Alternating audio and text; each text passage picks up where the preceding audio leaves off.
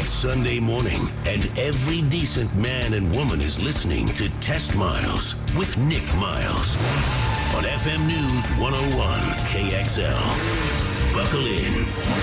Hell, Sunday morning, it's time to talk cars for the next 60 minutes on your weekly automotive radio experience, Test Miles. It's a radio show that's all about cars, trucks, and SUVs, motorhomes, motorbikes. In fact, if it has a throttle, then we're in love with it. I'm your host, Nick Miles, and let me introduce the people in the studio this morning. Our Test Miles team includes Misfits, Rapscallions, Ne'er-Do-Wells, Sean Walker, Old Man Brad, Oli the Viking Volvo seller, I wanted to say killer for some reason there, and Genya, our intern. So, what's on today's show? We'll talk to Mitsubishi about their new Outlander, a 7-passenger vehicle that starts at under $23,000. Peter Clover is in studio today from Mobile West.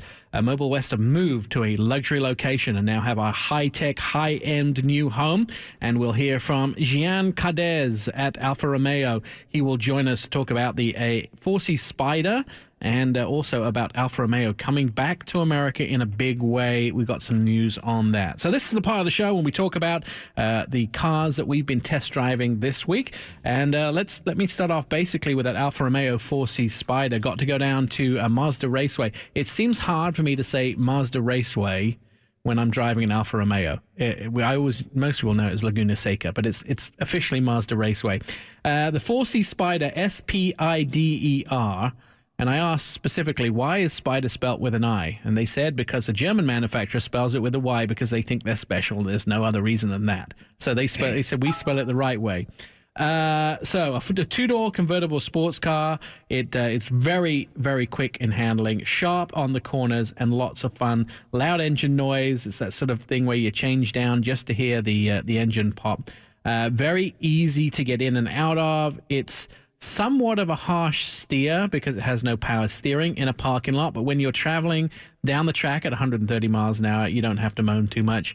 It has a 4-cylinder turbo in it, 237 horsepower, very light aluminum and carbon fiber frame, and all the other cars that it competes with in that aluminum and carbon fiber frame are, let's think, the 918 Spider, which is almost $1 million. So it is actually $63,900, but they're only going to make 1,000 4Cs for the United States. So you want to snap yours up soon. Are they actually going to be numbered? Well, they are always numbered on the VIN, but I don't think they'll have special numbers elsewhere on the car.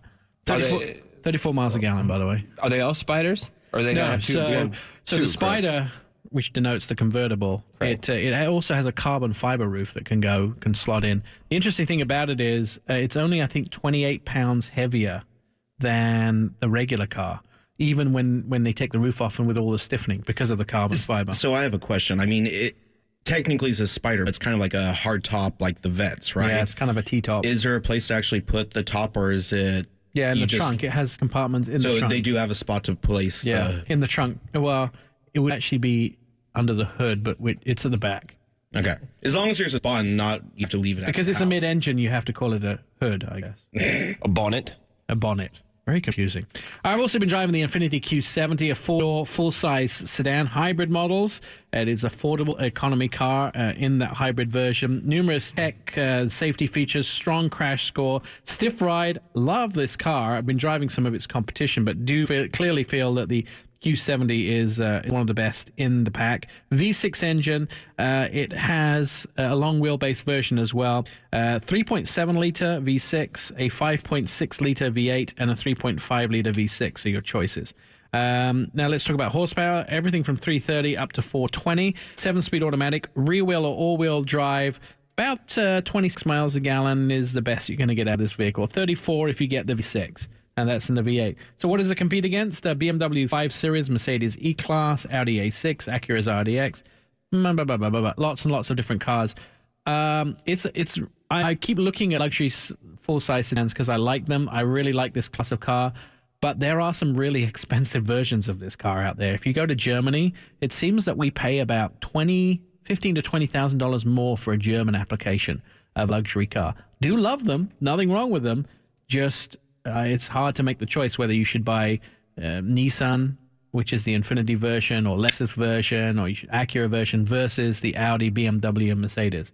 It's a difficult choice because Now, they are slightly different, but at the same time, $15,000 is a lot of money. $49,850 starting price. Sean, what have you been driving? I've been driving the Lexus RC350 F Sport, and I can't believe how many looks I actually got driving this car. It's a fantastic vehicle. My only complaint about it is now that I feel the rest of the Toyota and Lexus lineup needs to compare themselves to this vehicle.